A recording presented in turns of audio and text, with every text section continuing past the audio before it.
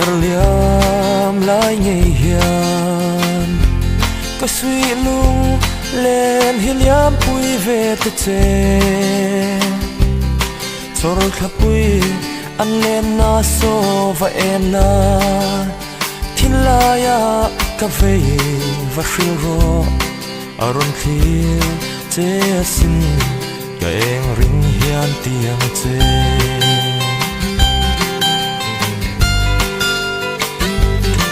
o tu ni len ko la i her liam lai ngei khan ka sui lung len hi liam pui ve ta che chor thapui an len na so va en na thin la ya ka ve va shil ro aron thil che sin ka eng ring hian tiang che don ve mo ngai veng mo mo liam nu him lai ni parang a chuai to nu thin la ya ka fe reng hi lung chin ten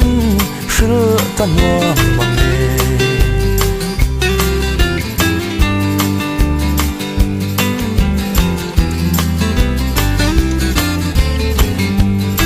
kum pui su lo ve ya daram ton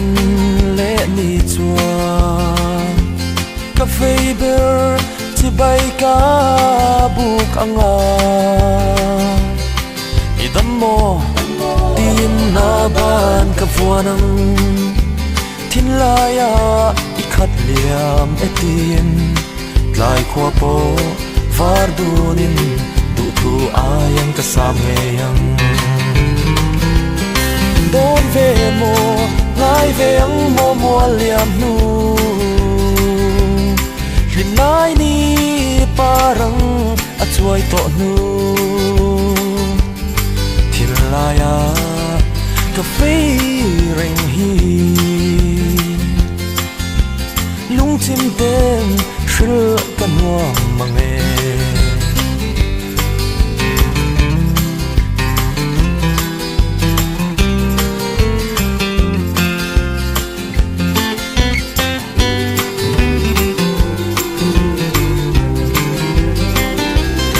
don ve mo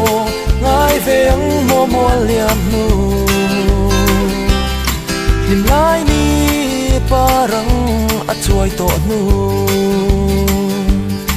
thin la ya ka fe reng hi lung chim ten shil kan wa